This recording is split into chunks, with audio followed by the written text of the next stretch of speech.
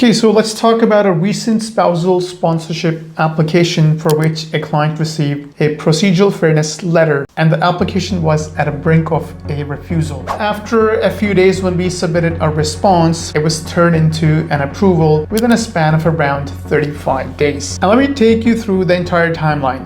The point when they received the PFL to the point when the client got his application approved. So this was the message they had received on the PFL. The visa officer had questioned their marriage. We think this marriage may have been done for, immigration purposes. Okay, so to really understand this incredible turnaround, you've got to look at this timeline. It shows how quickly things can go from seeming totally normal to a full-blown crisis. So look at this. Their application gets acknowledged back in May of 2024, and then nothing happens. There was a silence for over a year and a half, and then bam, on the 24th of December 2025, the crisis letter shows up, which is a PFL questioning the entire relationship. But just watch what happens after 35 days. After a professional strategic response was sent in by MAC Canadian Immigration Services. So just 2 weeks later, on the 8th of Jan,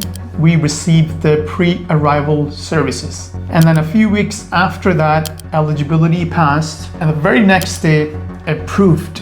Now this insane turnaround shows the power of a proper, professional, and a strategic response to that PFL. Now, when we submitted our response and we took on this application, we became client's representative. The problem wasn't the visa officer. It was a fundamental misunderstanding of who needs to prove what in this process. And this is a question many couples ask, that look, we are in a real relationship, and why in the world would an officer have questions about a relationship? And the answer, it turns out, the burden of proof is on you, the principal applicant. It is your job and your job alone to prove that your marriage is genuine. And visa officer's job is to look at the evidence that you have presented on the table and decide if that evidence matches their standard. Now, the problem wasn't that their marriage was fake. That was a legit marriage. Their application completely failed to prove that it was a real marriage. And this is what exactly immigration officer or visa officers are trained to look for. Things like a weak relationship timeline,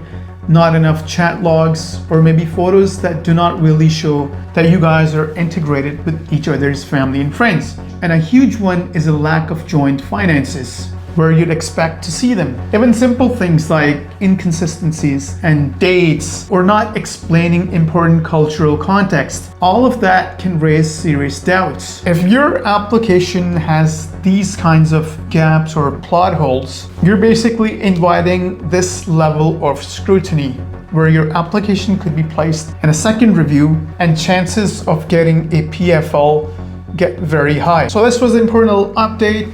The applicant did receive the PFL. Eventually, it was turned around and application had been approved. If you're someone who is looking to sponsor their spouse from any part of the world and you're seeking for legal or professional advice, you can book an appointment at the given link here. I'm a licensed Canadian immigration consultant based in Toronto, Canada. We'll have a detailed chat about your professional profile, in which we'll do a complete assessment to see where you stand, and of course, we'll let you know how to move forward. Anyways, that's it for now, and we'll be coming back with more updates. Thank you.